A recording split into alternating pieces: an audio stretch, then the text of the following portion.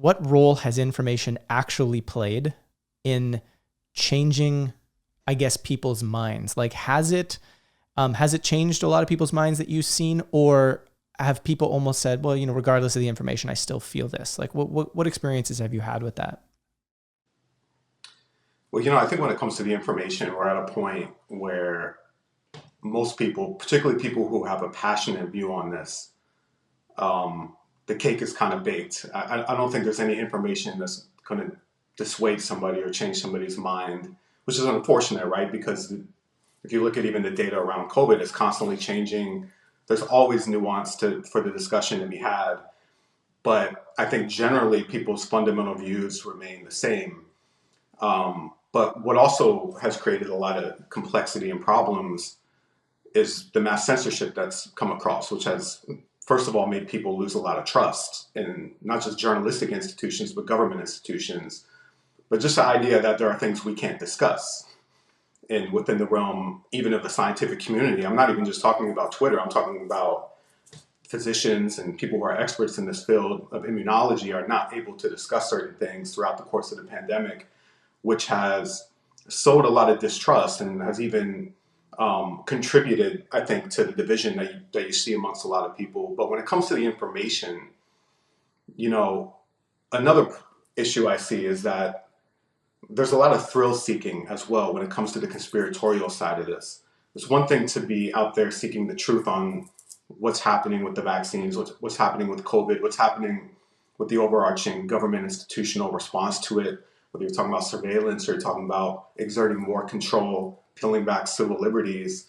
But then there's also this sort of camp that I think is exploiting this tragedy to create even more chaos. And what do I mean by that? I mean, you'll see viewpoints of those who are saying, listen, if you got vaccinated, you're no longer a human. You're essentially a genetically modified human that is now owned. Now the corporations have a patent over you. And this kind of stuff actually, you think it's just fringe, but it actually becomes mainstream within some of the conspiratorial communities.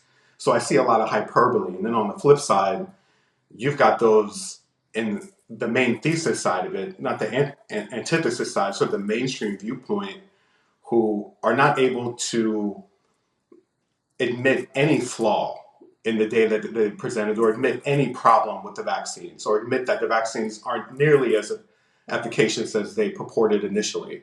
So when you have people who aren't able to admit when they're wrong, or you have people who are exploiting tragedy and chaos for different views, that creates a situation where it's very difficult to know what the truth is. And I think most people, if they're not covering this every day like you are, they are lost in the wilderness of this pandemic.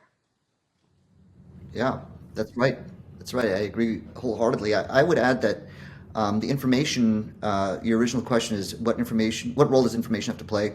Um, the role it plays is becoming smaller and smaller. I believe that is, in fact, the truth.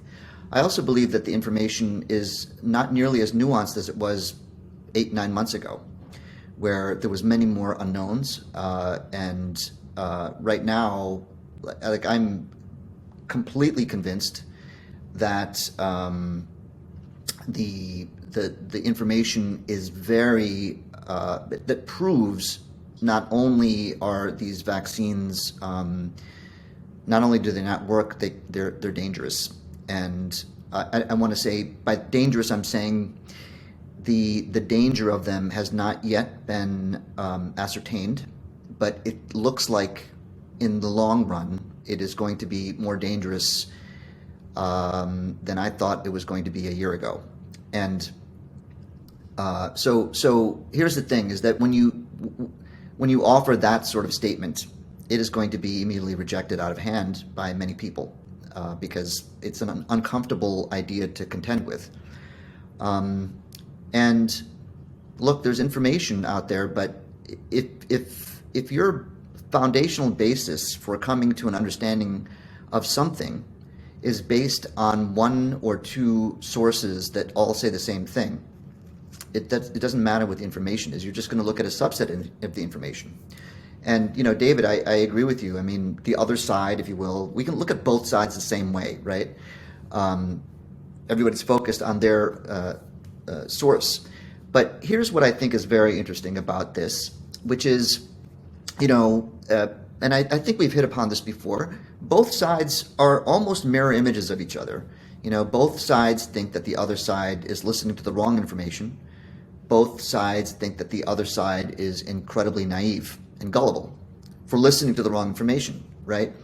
But there is a very important distinction between these two sides, which is one side is pleading for a debate, and the other side is justifying censorship, like that side should not be listened to.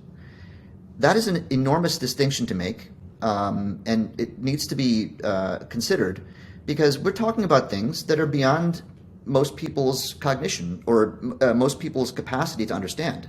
So much of public opinion is determined by faith in a certain media source.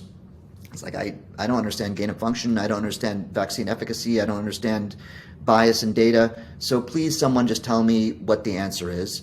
And you just go to that one source and you say, what is the answer? It's happening on both sides. But we have to always remember that the vaccine cautionary sphere, which I'm a advocate for, is asking, can you just give us a voice? Can you, instead of like, Sanjay Gupta, why don't you bring on another physician to talk things out with you that disagrees with you, and not the average Joe down the street who, has an uncle that had a vaccine injury and now he doesn't want to get vaccinated. That is a clear distortion, and it's pointing towards a motive. So information, I don't know what it means anymore.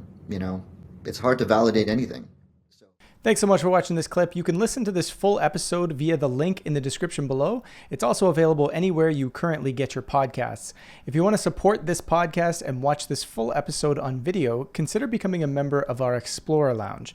As a member, you get access to exclusive video content. You can watch full episodes just like this, ad-free, and you get access to a private social network where you can discuss and learn about many topics with a like-minded community of changemakers. Being an Explorer Lounge member brings you great benefits, plus you're directly supporting our dedicated team here at Collective Evolution and The Pulse.